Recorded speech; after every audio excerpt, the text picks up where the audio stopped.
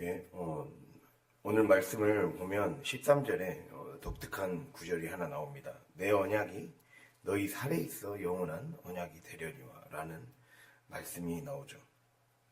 즉 하나님은 영원한 언약, 제가 전에도 설명했듯이 영원한 언약이라는 것은 아브라함 한 명에게만 해당하는 게 아니라 혹은 아브라함이 처음에는 자손을 주라고 했던, 아들을 낳게 해주라고 했던 그 작은 기도를 넘어서서 더 큰 우주적 스케일인 아브라함으로 하나님이 해주겠다. 그래서 그러한 이 열국의 아버지, 여러 민족의 아버지로 세워주겠다.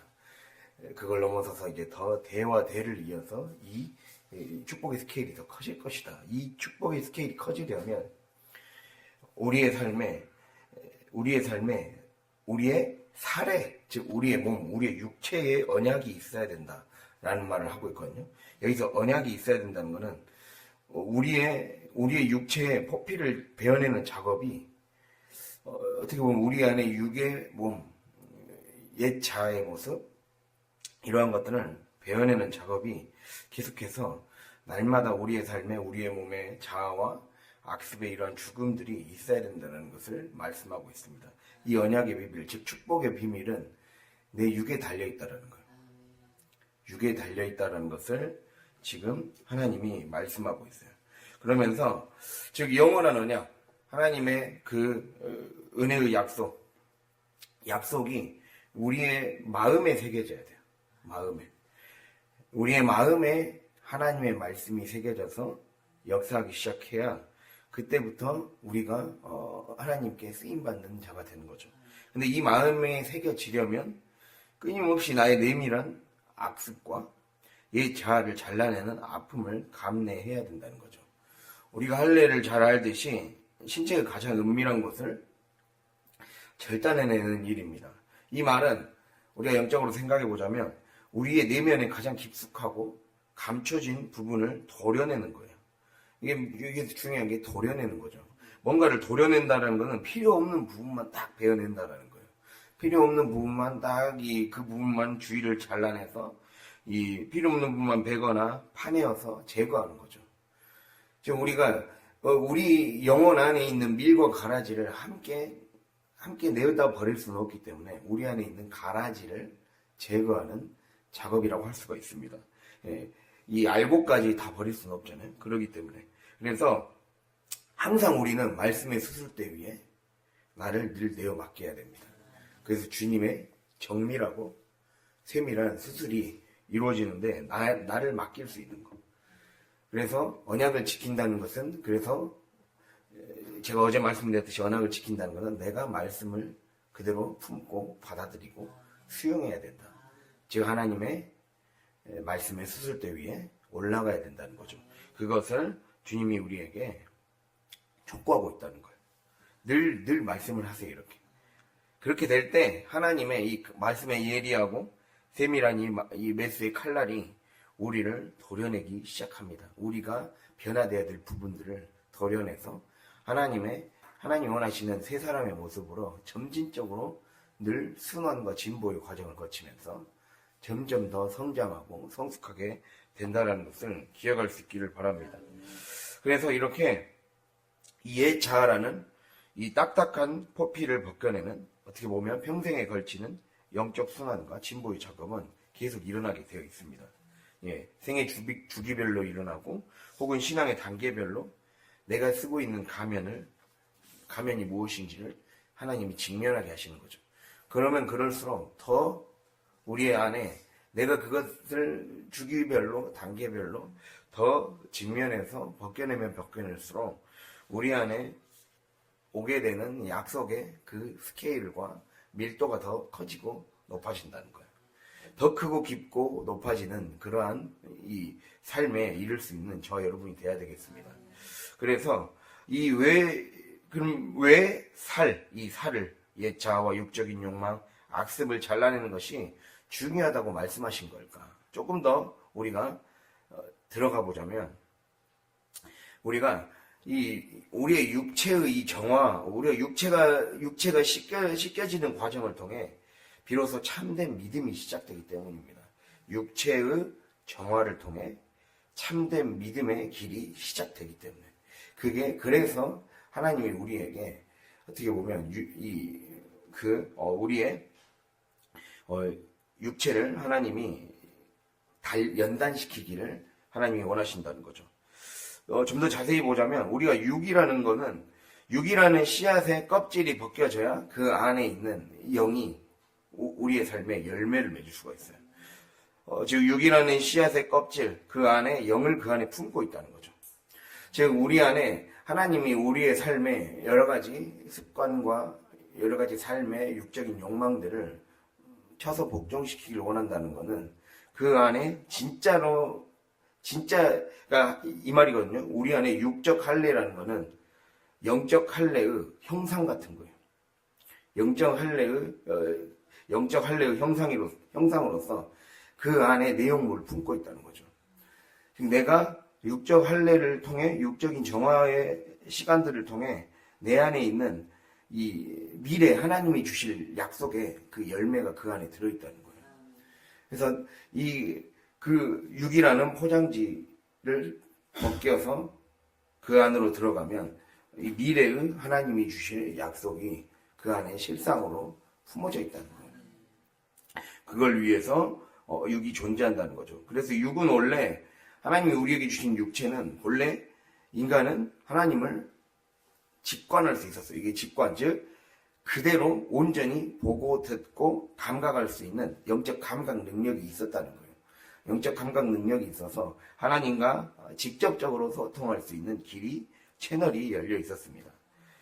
결국 이 말은 하나님과의 관계 회복의 열쇠는 내 육에서부터 시작한다는 거예요. 내 몸에서부터.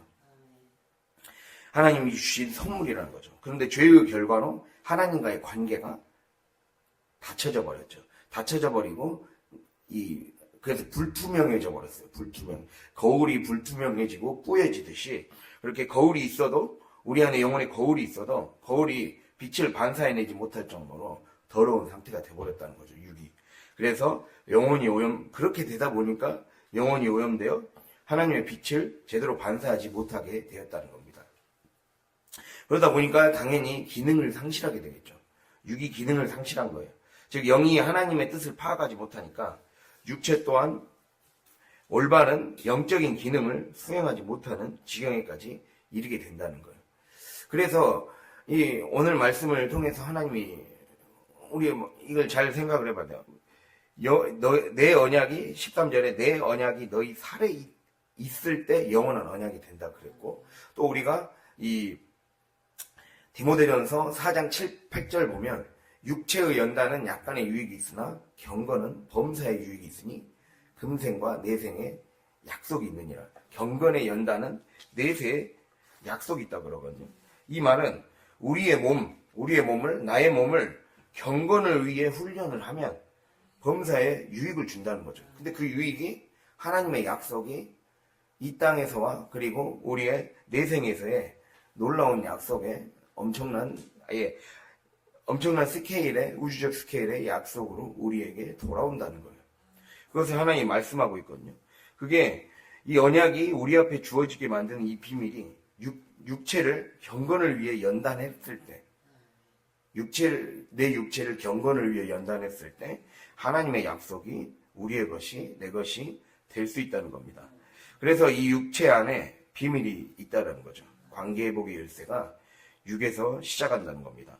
그래서 하나님은 우리 안에 육을 먼저 정화시켜 나가기 시작합니다. 우리의 육신의 전업을. 그러니까 이게 이제 그 신학교를 가면 신학에서도 그렇게 얘기를 하거든요. 우리 안에 육이 먼저 정화가 일어나고 그 다음에 영이 정화가 일어난다. 즉 그래서 이거를 육신의 어두운 밤이라고 해요. 육신의 어두운 밤을 거치고 그 다음에 우리의 삶에 영의 어두운 밤을 거치는 거죠. 육신의 어두운 밤을 거쳐서 나의 옛자, 나의 못난 자의 모습들이 벗겨지고 이제 이 예수의 피로 깨끗해지기 시작하면 이제 그 안에 벗겨진 실체가 보이면서 그 안에서 성령이 아닌 마귀가, 악령이 우리의 삶을 지배하고 있었구나. 그 영으로 인해 내가 잘못된 삶의 판단과 그리고 나를 나락으로 끌고 가는, 타락으로 이끌고 가는 것들이 그 안에 있었구나. 그 본 모습을 드러내기 시작하는 거죠. 그래서 그 다음에 영의 정화가 일어나는 거예요. 그래서 우리가 반드시 먼저 하나님을 만나려면 내 육체의 한계를 경험해야 됩니다. 즉 육에서의 영으로의 상향식 정화가 일어나려면 첫 번째가 자각, 육체의 한계를 자각해야 됩니다. 육체의 한계, 내 경험의 한계 혹은 내 육체의 한계를 자각해야 된다는 거예요. 즉 하나님은 우리 안에 사실은 아담의 죄는, 아담과 하와의 죄는 영적인 죄였어요. 근데 그 영적인 죄를 우리의 삶에서 회복하려면 우리 안에 오염된 영 대신 그 오염된 영으로 인해 가장 치명타를 입은 육이 먼저 내가 영이 죽음으로 인해 내 육체가 지금 한계를 겪고 있구나. 내 인생이 이렇게 된 거구나를 자각할 수 있어야 된다는 거예요. 그래서 가장 겉으로 드러나는 문제인 육체의 고통과 우리 몸의 한계, 이걸 통해서 내가 뭔가 하나님을 떠나면 이렇게 질서가 어긋나게 되고 힘들어지는구나. 이거를 먼저 자각을 해야 된다는 거예요. 그래야 우리가 하나님을 만나서 우리의 삶에 영적 할례가 일어날 수 있다는 겁니다. 그것을 말하고 있습니다. 그래서 내가 얼마나 죄인인가, 내가 얼마나 문제투성인가, 내가 이렇게 살면 안 되겠구나. 나의 심각성을 더 많이, 더 깊게, 더 세밀하게 깨달아야 돼. 그래서 온전히 자기 자신을 맡기는 거죠. 그러니까 이 할례는 신약에서는 세례로 그 상징이 되거든요. 세례라는 거는 그냥 세수가 아니에요. 세례는 온몸을 다 강에 온몸을 적시는 거잖아요. 즉 일종의 목욕이에요. 목욕. 나 자신을 완전히 다 씻는 거예요. 완전히 내 몸을 다 씻어야지 일부분만 씻을 수가 없는 거예요. 그러려면 내 전체를 하나님이 하나하나 삶의 순간순간 단계별로 결국에는 내 몸 전체를 씻을 수 있도록 나를 인도하실 거라는 거예요. 그러기 때문에 내 모든, 그래서 이 루터는 전적 타락이라고 하거든요. 우리의 온 전신이 다 타락됐구나. 이거를 깨닫게 되는 더 많이 자각해야 된다는 거예요. 그럴 때 하나님의 일하심이 온전히 우리의 삶에서 이루어질 수 있다는 겁니다. 그렇게 자각하기 시작할 때, 자각이 되고 각성이 되기 시작할 때, 그때부터 육적 할례, 즉 악습과 옛 자아를 잘라내는 그러한 정화가 시작된다는 거예요. 자각이 될 때 정화가 되는 거예요. 그때부터 하나님의 언약이 우리의 삶에 하나하나씩 이루어지는 일들이 시작됩니다. 즉 우리의 영이 마비가 되어서 소통이 막혀 있습니다. 그래서 하나님은 가장 물리적이고 가장 구체적인 육체의 정화부터 역으로 시작하신다는 거예요. 역으로 시작하셔서 우리를 영적 감각을 회복시켜 가시는 거죠. 즉 자각을 해야 자각이 되고, 자각이 됐으면 그 자각으로 우리 안에 자각하게 하실 때마다 우리가 하나님 앞에 기도의 자리로 나아가서 회개해야 돼요. 그래서 조목조목 회개하고 조목조목 하나님의 제단 앞에 올려드릴 때 주님이 우리의 삶을 할례하기 시작하신다는 거예요. 그렇게 잘라내기 시작하신 거죠. 도려내기 시작하신다는 겁니다. 그렇게 될 때 영이 마비됐던 것들을 하나님이 먼저 그러니까 더 많이 죄를 깨달아야 돼요. 우리가 그것을 얘기하죠. 로마서에서 율법은 죄를 깨닫게 한다 그랬어요. 로마서도 그렇고 갈라디아서 2장 19절에도 율법은 사람의 죄를 깨닫게 한다. 즉 우리는 말씀을 통해 내가 더 세밀하고 더 구체적으로 나의 부분을 굉장히 정밀하게 관찰해야 돼요. 정밀하게 내 삶의 문제가 나의 언행심사 모든 것이 사실 문제였구나. 이거를 여실히 깨달을수록 하나님이 더 깊이 다뤄가실 수가 있다는 거예요. 그것을 주님이 우리에게 얘기하고 있어요. 이 모든 것이 나의 영적인 마비의 증상이구나. 이 세계적으로 유명한 성경학자 중에 김세윤 박사님이라고 있어요. 그분이 이 구원이란 무엇인가라는 책을 쓰셨는데 그 책에서 이렇게 나와 있거든요.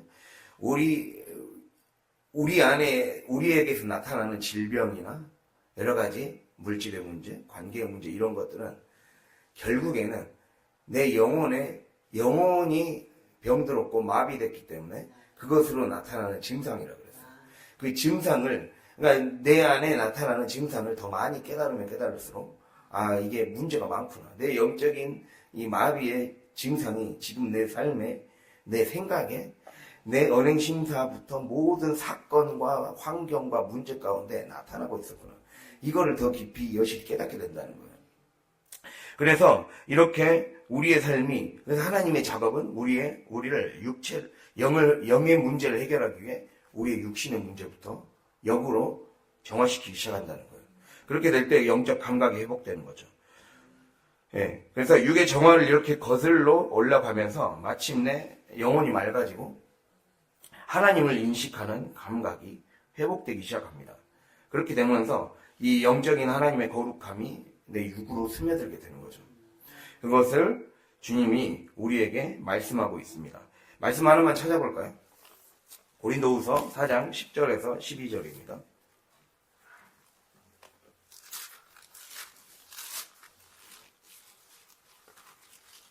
고린도후서 4장 10절에서 12절. 신약성경 290페이지.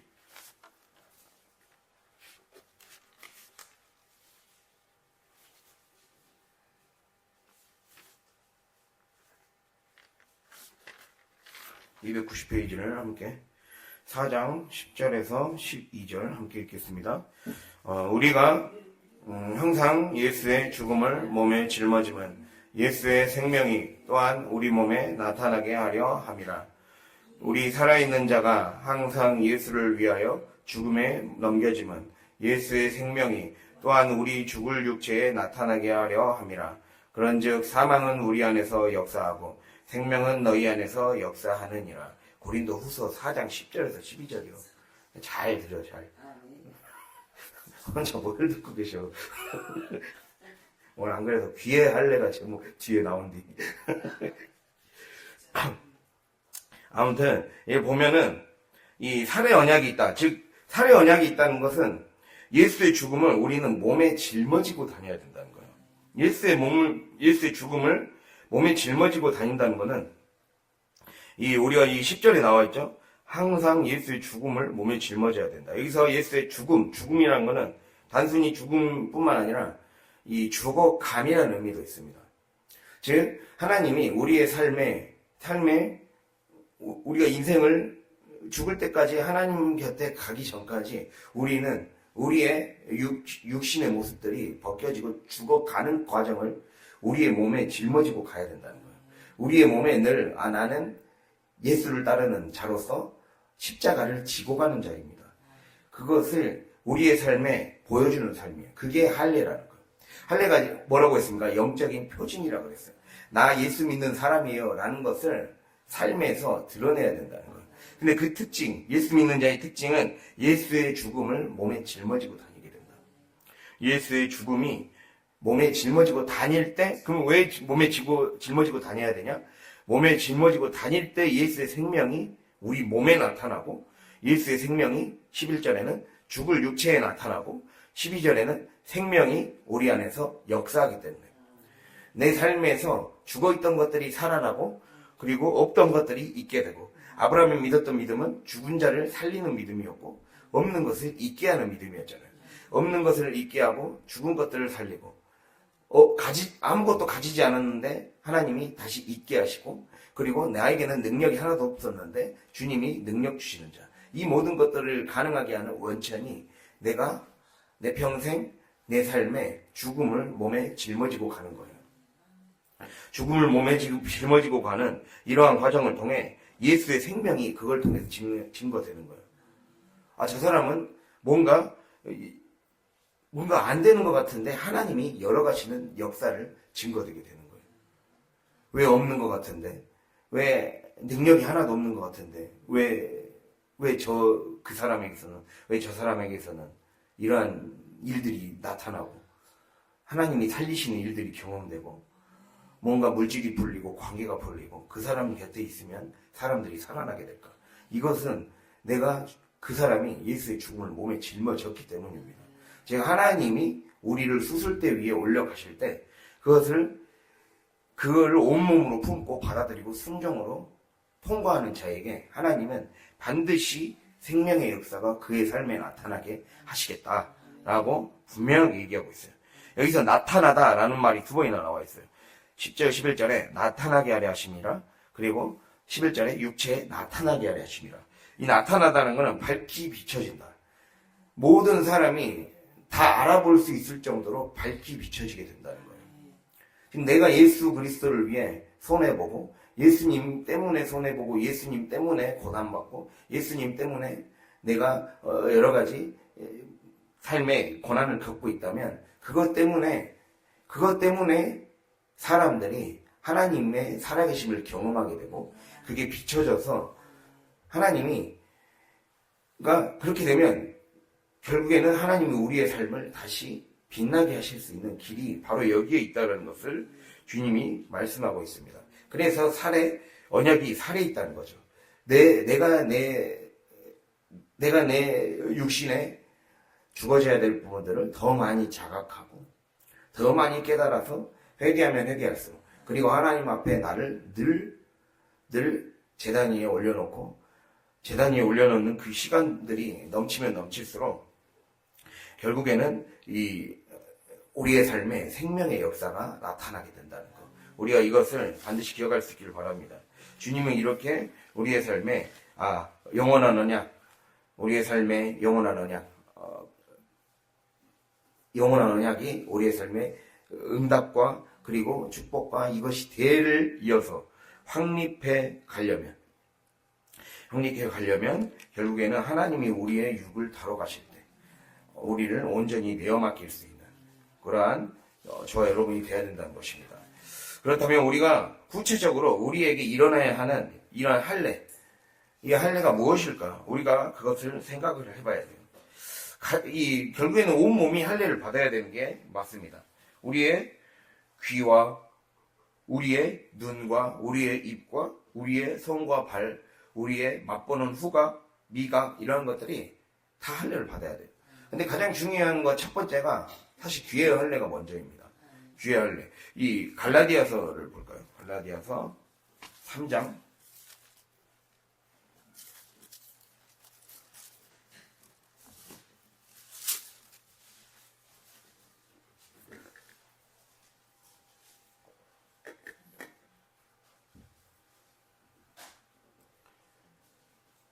갈라디아서 3장 305페이지, 신약성경 305페이지 3장 5절. 3장 5절을 함께 읽도록 하겠습니다. 너희에게 성령을 주시고 너희 가운데에서 능력을 행하시는 이의 일이 율법의 행위에서냐 혹은 듣고 믿음에서냐. 아멘. 자, 듣고 믿음에서 주님이 성령을 주시고 우리 안에 능력을 행하셔서 하나님의 역사를 이뤄나간다 라는 그 메커니즘이죠. 즉 우리가 예수 그리스도를 믿었을 때, 예수 그리스도를 믿고 그분을 따르기로 결단했을 때 예수 그리스도의 영 성령이 우리 안에 오셔서 우리 안에 능력을 행하시고 믿음의 역사를 이뤄가셔서 이 모든 영적인 할례의 전 과정을 통과하게 하심으로써 약속에 가까워지는 거죠. 약속하신 우리가 그래서 이걸 통해서 뒤에 나와 있거든요. 5장 5절에 보면 제가 읽어드리겠습니다. 우리가 성령으로 믿음을 따라 의의 소망을 기다린다. 우리가 성령을 계속해서 따라가다 보면 우리 안에 결국에는 하나님께 인정받는 의인이 된다는 거예요. 그것을 주님이 우리에게 말씀해주고 있거든요. 그런데 이렇게 가장 첫 번째가 말씀하고 있죠. 우리에게 이 성령이 오려면 듣고 믿음이다. 즉 믿음으로 듣는 것을 통해 완전함이 이르는 거예요. 여기서 듣고 믿음은 정확한 약간 원어의 뉘앙스로는 믿음으로 듣는 거. 우리가 변화되는 첫걸음, 우리가 하나님의 사람으로 점점 변화되고 점점 성장하는 가장 첫 번째 열쇠가 무슨 말씀을 하시든지 믿음으로 듣는 것. 이게 첫걸음이에요. 믿음으로 듣는 것. 믿음으로 듣는 것을 통해 완전함, 의에 이른다는 거예요. 근데 이렇게 믿음으로 들을 때 우리의 삶에 성령이 오셔서 성령이 우리의 인생들을 수술해 가시고 변화시켜 가시고 그리고 이 가정까지 회복시키시는 역사가 일어난다는 거죠. 그러려면 그러면 결국에는 이 믿음으로 듣는 것이 안 되고 있다는 거예요. 그래서 어떤 신학자는 이렇게 말하게 됐어요. 이 현대의 가장 강력한 마귀가 음향기기에 있다라는 말을 했어요. 음향기기. 영혼의 음향기계가 고장난 거죠. 영혼의 음향기계가 고장나서 뭔가 막 하울링이 일어나고 막 울리고 막 제대로 못 듣게 하고 지지직거리고 이게 분명히 같은 자리에서 말씀을 듣고 있는데 말씀이 말씀 그대로 들려지지 않고 뭔가 왜곡돼서 들려지고 내 기분과 내 형편과 내 육체의 처지에 따라 들려지게 된다는 것은 그게 제대로 귀가 할례받지 못했다라는 증거라는 거죠. 그래서 이 할례받은 귀가 반드시 필요해요. 지금 말씀은 누구에게나 똑같이 선포되고 있고 말씀은 누구에게나 똑같이 이렇게 성경책으로 주어지고 있어요. 그런데 이 누구에게나 들려지는 말씀 속에서 나의 문제를 발견할 수 있는 알아듣는 귀가 열려야 된다는 거예요. 그러니까 그냥 육적인 청력을 의미하는 게 아니라 들음에서 알아들음이 돼야 된다는 거죠. 그렇게 함을 통해 내가 영적으로 잘못된 자세와 태도로 살아가고 있었구나를 깨닫게 되는 거예요. 근데 들을 줄 모르는 자의 특징은 자기가 어떠한 부분에서 영적으로 이 폼이 자세가 잘못됐다는 것을 깨닫지를 못하는 거예요. 그러게 되기 때문에 자꾸 이 듣는 것이 엉뚱한 거 자기가 듣고 싶은 것을 듣게 되는 현상들이 나타나게 된다는 거죠. 그래서 제가 엊그저께 얘기를 했습니다. 이 귀가 할례받지 못한 자의 특징은 투사와 오동이 나타나요. 투사라는 거는 영어로 프로젝션이라고 그러거든요. 프로젝션, 이 프로젝트 있잖아요. 빔 프로젝트.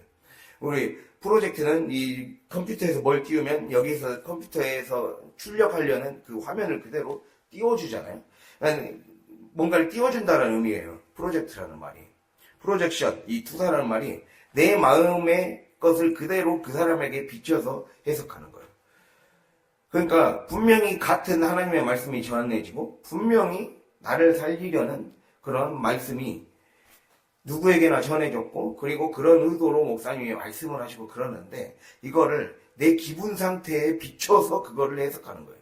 내 기분 상태와 내 형편과 내 처지에 비춰서 해석하다 보니까 말씀이 살리는 말씀 그대로 되지 않고 변질되게 되고 왜곡되게 되고 그런 일들이 일어나게 돼서 투사가 된다. 이걸 투사라고 해요. 그렇게 함으로 인해 오독, 잘못 읽어낸다는 거예요.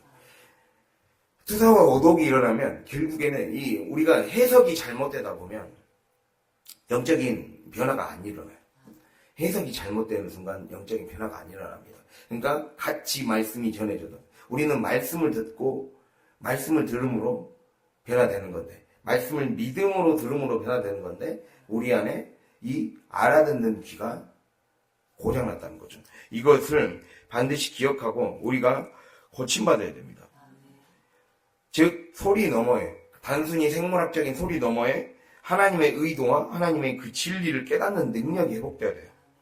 그래서 귀가 있어도 만약에 내가 듣지 못한다? 그러면 내가 우상의 영에 사로잡혀 있구나. 이거를 깨달아야 돼. 내가 다른 것에 마음이 팔려 있구나. 내 귀가 딱딱하게 여러 가지가 지금 박혀 있다는 것을 깨달아야 돼요. 그래서 귀의 영적 할례는 말씀의 칼로 세상의 소리를 식별해야 돼요. 세상의 소리를 딱 분별해야 돼요. 즉 우리가 닫아야 될 소리는 헐뜯고 비방하는 말, 하나님을 뭔가 낮추고 하나님의 말씀을 하나님의 말씀을 뭔가 무시하게 만드는, 그냥 대놓고 무시하지는 않지만 하나님의 말씀을 뭔가 하나님의 말씀보다 내 형편과 내 처지와 내 기분과 내 육신을 더 앞세우는 거. 이것도 하나님의 말씀 무시하는 거고 모독하는 거죠. 그리고 영혼을 혼란스럽게 하는 이 세상의 자극적인 소음, 이러한 것들을 우리가 차단시켜야 돼요. 즉 귀의 할례는 내 영혼을 잠식하는 공기를 차단하는 거예요. 내 영혼을 잠식하고 있는 공기. 뭔가 잡음이 일어나는 그 공기를 차단하는 거예요. 그러니까 우리가 그 엄청 큰 장소 있잖아요. 체육관 같은 데나 굉장히 넓은 광의실을 가면 그런 곳을 가면 갈수록 일어나는 현상이 소음이 더 다른 소음들이 같이 섞여서 들리잖아요. 그래서 마이크를 큰 체육관이나 이런 데서는 마이크를 해도 막 울려서 들릴 때가 있고 그렇게 되잖아요. 그렇게 되면 잘 들리지가 않잖아요. 그래서 이 말은 이 세상의 여러 가지 소리들로 탁해져 있다는 거예요. 마치 우리의 그 음향 시스템이, 우리의 영적 음향 시스템이 완전히 이러한 체육관에 있는 사람들처럼 여러 가지 소리로 다 섞여 있는 것들을 식별해내서 걸러내야 된다는 거예요. 이것을 주님이 말씀하고 있어요. 그게 내가 자꾸 세속에 관심을 가질수록, 내 육신과 세속, 이거에 더 관심을 가질수록 그 소리가 잡음이 더 끼어서 체육관 같은 음향 상태가 되는 거예요. 체육관 같은 음향 상태가 돼서 걸러내지를 못하는 거죠. 그래서 말씀이 잘 안 들리고 스튜디오 같은, 뭔가 이 음향 녹음을 하는 스튜디오 같은 그런 이 잡음이 없는 그러한 상태의 말씀이 들려야 되는데 자꾸 그게 안 되는 거죠. 그것을 고쳐야 돼요. 우리 영혼을 잠식하는 이 공기, 뭔가 체육관 같은 이 공기를 차단해야 돼요. 그러려면 내 안에 육신의 소리, 세속의 소리를 식별해내야 돼요. 이거를 잘 딱 걸러내야 돼요. 걸러내는 훈련. 이건 우리의 삶의 노력과 우리가 더 하나님께 깨어있을수록 더 많이 알려주시는 거죠. 영적인 소리를 가장한 세속의 소리도 있습니다. 영적인 소리를 가장한 세속의 소리, 육신의 소리도 있어요. 영의 언어를 가장하고 있는데, 그래서 마귀도 광명의 천사라 했잖아요. 광명의 천사로 자기를 가장한다 했어요. 뭔가 영적인 명분을 내세우는데 사실 그 안에 내가 높아지고 싶은 마음에 교만의 말을 할 때가 있어요. 교만의 말인데 슬쩍 숨겨서 그 안에 교만과 내 허영과 내가 잘나고 싶어하는 마음, 나를 뽐내고 싶어하는 마음, 내가 드러나고 싶어하는 마음을 숨기는 거죠. 그러한 것들도 다 섞여 있어요. 이 모든 것들을 잘 걸러내는 이 귀의 할례의 과정이 반드시 필요합니다. 그렇게 될 때 믿음으로 들리게 되는 거예요. 믿음으로 들리기 시작할 때 성령이 마음껏 역사할 수 있는 그러한 통로가 된다는 겁니다. 그러한 저 여러분이 될 수 있기를 간절히 바랍니다. 그리고 우리가 그 다음에 할례를 받아야 될 게 바로 입의 할례. 그래서 귀와 입이 가장 중요합니다. 귀의 할례와 바로 그 다음에 입의 할례라는 거예요. 이 모세가 자기가 입술이 둔한 자라 했죠. 하나님이 부르셨을 때 입술이 둔한 자라 했어요. 근데 결국에는 하나님이 그의 입술을 할례시키기 위해 수많은 사람들을 동원시키고 하나님이 그 입술에, 그리고 예레미야에게도 그랬고 하나님이 그 입술에 능력을 주기 시작했을 때 결국에는 이 이스라엘 백성을 홍해로부터 구원해내고 이집트의 그 억압에서 구원해내서 광야로 인도하는 그 사명을 감당하게 되었죠. 결국 그 입술이 변화되었을 때 나는 할 수 없습니다. 나는 입이 뻣뻣합니다. 나는 아이입니다. 말을 할 줄 모릅니다. 이렇게 모세나 예레미야처럼 그렇게 말을 했을 때 주님이 그 입술을 할례시키시고 입을 변화시키셔서 결국에는 하나님의 말씀만, 하나님의 명령만 전달하는 자로 바뀌게 하시는 거죠. 이게 일종의 입술의 할례를 하나님이 하시는 그런 과정이라고 할 수가 있습니다. 이 입술의 할례는 말씀을 계속 선포하는 것이 핵심입니다. 말씀을 소리내어 선포하는 것. 우리가 말씀을 눈으로 읽을 때보다 입으로 소리내어서 읽고 내 귀로 들을 때 하나님의 깊은 뜻이 그 안에서 전달되는 거예요. 즉, 내 귀를 할례시키는 가장 직접적인, 가장 좋은 해결책은 말씀을 소리내서 읽는 거예요. 말씀을 소리내서 읽고 더 나아가서 부르짖어 기도하는 거예요. 그래서 그렇게 함을 통해 내 영혼의 귀와 입이 동시에 변화받는 그러한 이 할례되는 가장 직접적인 그 방법이라고 할 수가 있습니다. 그래서 말씀을 소리내어서 읽고 그 말씀을 능동적으로 말씀을 삶에서 선포하는 거예요. 하나님이 이렇게 말씀하셨기 때문에 그 말씀으로 감사를 선포하고 찬양을 선포하고 그리고 우리의 삶을 내가 육신과 세속으로 나락으로 떨어지게 만드는 마귀를 향해 대적을 선포하는 거죠. 그렇게 됐을 때 하나님은 우리의 귀와 입을 할례시키십니다. 그렇게 이끌어 가신다는 거예요. 하나님과의 우리의 이렇게 합작품이 계속해서 일어나야 돼요. 하나님은 우리를 수술대에 올려놓으라 하시는데 내가 그것을 자꾸 거부하고 하면 하나님도 움직이지 않으신다는 것을 우리가 기억해야 됩니다.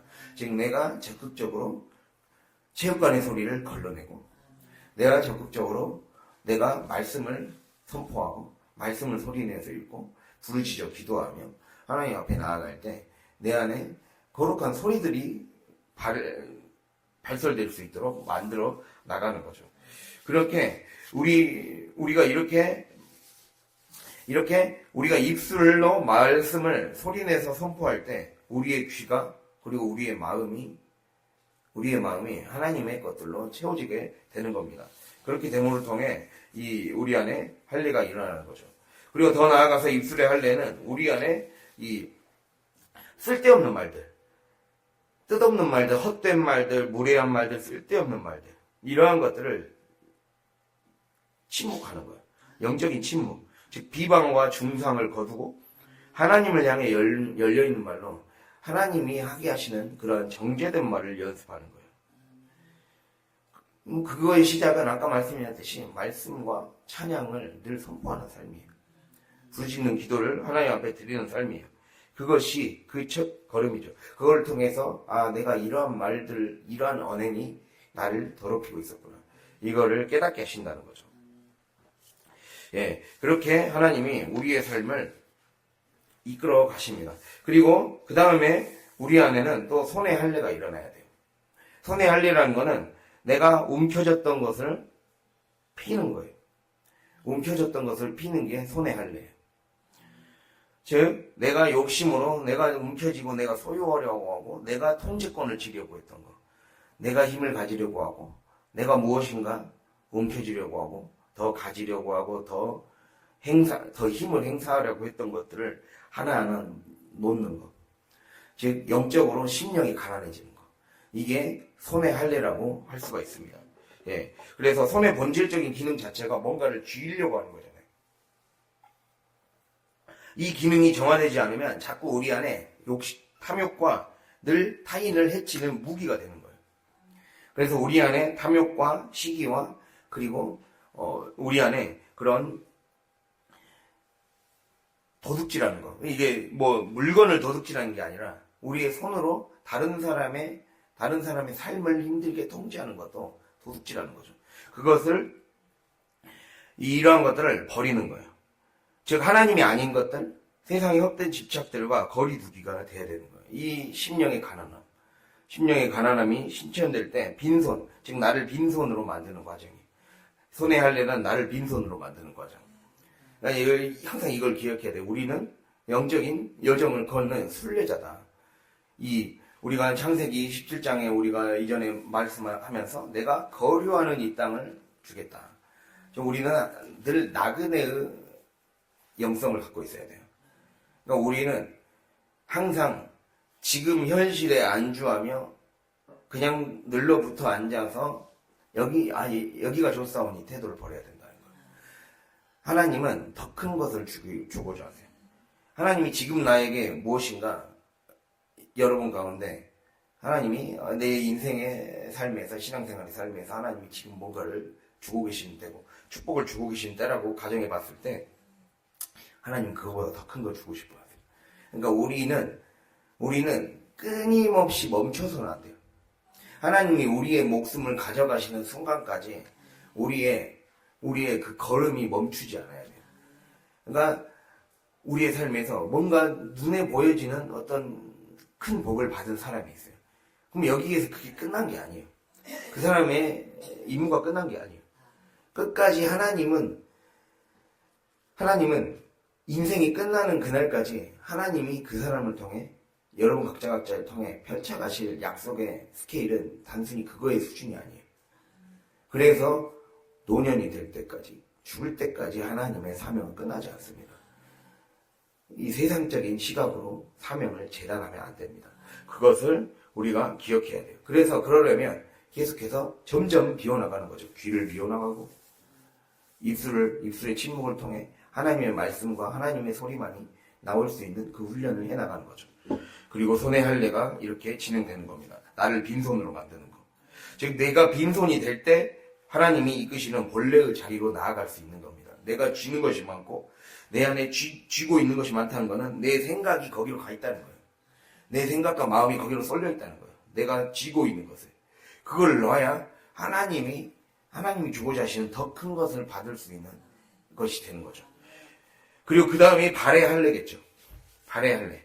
손의 할례가 됐으면 발의 할례가 일어난다라고 할 수가 있습니다.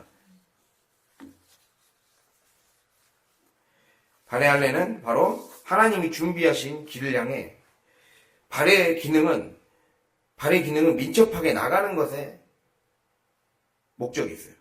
즉 복음을 향한 길에는 거룩을 향한 길에 민첩해져야 돼요. 이제는 우리의 삶이.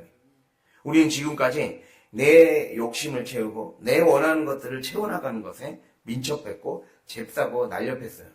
이러한 삶이 변화되어서 근데 말씀을 전하는 일에는 느려 터졌어요. 말씀으로 나를 변하는 발에는 느려 터진 발이었어요. 그러한 발이 할례받은 발이 되어야 된다는 거예요. 오히려 악한 일에는 더디어지고 복음을 전하는 일에는 민첩한 발이 되어야 된다는 거예요. 그래서 이 예수님이 발을 씻어주셨잖아요. 제자들의 발을. 예수님이 제자들의 발을 씻어주셨다는 것은, 이제는, 그 내면을 씻어서, 그 발을 씻어서 하나님의 나라를 전하는 일에 그 발로 쓰임받는 거룩한 발이 되라는 거죠. 그 말씀을 우리에게 말씀하고 있습니다. 그래서 마귀는 늘 우리를 속여요. 괜찮다, 안 죽는다 이러면서 자꾸 우리를 헛된 곳을 향해 가는데, 헛된 곳을 빨리 가서 죄를 짓는데 익숙하게 만드는 거예요. 이게 큰 문제가 되지 않는 것처럼 여기에서 우리가 꼭 어떤 이 뉴스에 나올 만한 죄를 짓는다고 그게 죄가 성경에서 말하는 죄는 그런 죄가 아닙니다. 그러한 죄의 차원이 아니에요. 하나님과 어긋난 뭔가 행동을 하는 상태. 하나님의 뜻에서 어긋난 말과 행동을 하는 상태. 그 마음과 하나님의 뜻과 하나님의 뜻과 의도에서 어긋난 언행심사가 내 안에서 작동되는 그 상태가 바로 죄예요. 그래서 영어로 말하면 fault예요, fault. 신이 아니라 fault예요. 내가 뭔가 잘못하고 있다는 거예요. 소통이 안 되고 있다는 거예요. 한 뜻을 못 알아먹고 있다는 거죠. 그래서 이렇게 내 안에 마귀는 이렇게 한다고 해서 큰일이 생기지 않는다. 이렇게 한다고 해서 뭐 교회를 못 다니는 것도 아니고 그러니까 그냥 해도 된다. 그 문제 안 된다. 이렇게 우리를 느슨하게 만드는 거죠. 그래서 죄의 자리에 그냥 머무르게 만들고 그곳으로 발이 향하게 만드는 거죠. 그 발을 잘 구별해서 내가 하나님을 향한 곳으로 더 걸어갈 수 있도록 우리의 발은 늘 움직여서 천국을 향해 뚜벅뚜벅 걸어가고 복음을 향해 달려가는 발이 되어야 될 것입니다. 그것을 주님이 얘기하고 있습니다. 그래서 복음을 향한 거룩한 민첩성이 회복돼야 됩니다. 그리고 또 눈의 할례, 시각의 할례가 일어나야 돼요. 영적 분별력이 회복되는 거죠. 영적 분별력. 즉 내 안에 욕망의 눈이 회복돼야 돼요. 성경에서 특히 구약 성경에서 많이 나오는데 성경에서 간음하지 말라, 음란함 이게 많이 나오거든요. 이 음란함은 단순히 우리 그러한 성적인 음란함을 얘기하는 게 아니에요. 성경에서 말하는 음란함은 이 육적인 욕망을 넘어서 영적인 언어예요. 즉 분별력을 잃어버린 상태가 음란함이에요. 내 안에 이 음란하다는 거는 이 성경에서 말하는 음란은 그 문자적인 1차적인 뜻으로는 내 아내가 아닌 다른 아내를 범할 때 음란하다 그러잖아요. 그런데 그 말은 혼합됐다는 거잖아요. 혼합됐다는 거. 영적으로 말하면 하나님이 나에게 한 몸으로 연결해 주신 그 몸이 아닌 다른 것들을 섞었다는 거잖아요. 다른 걸 몸으로 섞었다는 거잖아요. 그 말은 하나님이 아닌 다른 것들이 섞인 것들을 분별할 수 있는 눈이 회복돼야 된다는 거예요. 내 안에 하나님이 원하시는 다른 것들이 섞인 것들을 회복하는 이 분별력. 그래서 분별력이라는 말의 뜻은 가르다라는 말에서 나왔거든요. 가르다. 옳고 그름을 나누고 좋고 나쁨을 가르고 나눌 수 있는 그 힘이 회복돼야 돼요. 그래서 분별력 상실의 원인은 무엇일까요? 왜 우리는 분별력을 상실하게 되었을까요? 그 말은 하나님을 기준에 두지 않고 자꾸 내 욕망과 내가 원하는 것, 내가 세워놓은 질서, 내가 좋다고 생각한 좋고 나쁨, 거기에 그 기준으로 자꾸 세상을 보기 때문에 분별력이 흐리게 되고 잃어버리게 됐다는 거예요. 그럼 정화된 눈은, 그럼 내가 분별력이 회복되려면 가장 중요한 게 하나님께 절박해져야 돼요. 하나님께 절박해져야 돼요. 지금 내가 보고 있는 것에 대해서, 내가 보고 있는 것에 대해서 하나님을 향한 절박함을 가지는 거예요. 지금 내가 보고 있는 것에 대한 하나님을 향한 절박함. 지금 내가 이 하나님을 향한 절박함이 회복돼야 하나님이 그 눈을 씻어주세요. 하나님을 향한 마음이, 하나님을 향해 절실해지고 하나님을 향한 마음이 사모되어야 내 안에 눈물이 회복되기 시작하면서 정화되는 거죠. 눈이 정화되면서 우리의 영혼을 비추는 거울이 딱 껴지기 시작하는 거예요. 그래서 회개의 눈물이 터져야 돼요. 회개의 눈물이 터지고, 그리고 그 하나님을 향한 이 목마름이 있어야 돼요. 영적인 것을 향한 목마름이 있어야 돼요. 영적인 것을 향한 목마름과 절박함과 간절함이 있어야 바로 하나님을 볼 수 있는 눈이 회복된다는 사실입니다. 그리고 마지막으로 후각과 미각, 맛과 배의 할례가 일어나야 됩니다. 맛과 배의 할례. 즉, 우리가 내가 먹고 내가 취하고 싶은 거를 신으로 섬기지 않는 그런 훈련이 있어야 된다는 거예요. 내가 취하고 싶고 내가 가지고 싶은 대로 살아가는 삶. 7대 죄가 있거든요. 7대 죄 중에 탐식과 탐욕이 있어요. 탐식. 우리가 탐식이란 건 먹는 걸 탐하는 거. 뭔가를 자꾸 먹으려고, 취하려고, 가지려고 하는 거. 이거를 자꾸 내 배를 신으로 여기는 거예요, 이거는. 그래서 빌립보서에서도 그들은 배를 신으로 삼는 자들이다. 라고 말하고 있어요. 하나님을 향한 떠난 사람들을. 그래서 우리는 이렇게 내 안에 쾌락주의, 율법주의. 이것이 내 안에 맛과 배의 할례예요. 그리고 할례 받은 미각도 회복돼야 돼요. 즉 우리의 영적인 미각이 하나님과 함께하는 그 미각이 회복돼야 된다는 거예요. 그것을 주님이 우리에게 말씀하고 있습니다. 그래서 전체적으로 우리의 삶이 하나님이 우리의 몸 구석구석 전체를 변화시키고 싶은 거예요. 우리의 눈을 변화시키고 싶으시고 자꾸 세상의 맛에 길들여져 있고 세상의 냄새에 길들여져 있는 우리를 그리스도의 냄새와 향기를 품는 자로 바꿔가시고 후각의 할례도 있겠죠. 예, 그리스도의 향기를 머금는 삶. 후각의 할례가 되려면 내가 기도의 향기와 그리고 선행, 하나님이 원하시는 선한 일들을 행하는 것. 그것이 주님 창조주의 하나님의 향기를 내뿜는 자로 변화된다라는 사실입니다. 그래서 우리가 이렇게 우리의 모든 것들이 다 전반적으로 우리의 모든 전신이 온전히 할례가 되어야 돼요.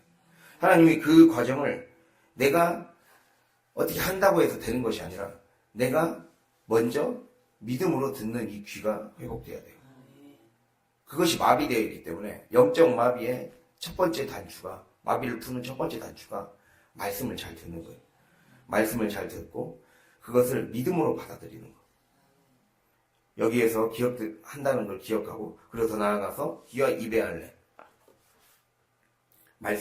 그 말씀을 자꾸 선포하고, 말씀을 소리에 내어서 묵상하고, 그리고 부르시는 기도를 통해 하나님의 소리가 하나님께 뿐만 아니라 내 귀에 들리도록 함으로써 내 귀와 입이 고침받게 되는 그 과정이 일어나게 된다는 거죠. 이것이 전반적인 하나님이 이끌어 가시는 우리의 삶의 평생에 걸친 할례의 과정이라는 것을 기억하면서 우리가 이러한 시간들을 잘 살아감으로써 하나님의 약속하신 것들을 온전히 받아 누릴 수 있는 저와 여러분이 될 수 있기를 간절히 바랍니다. 기도하겠습니다.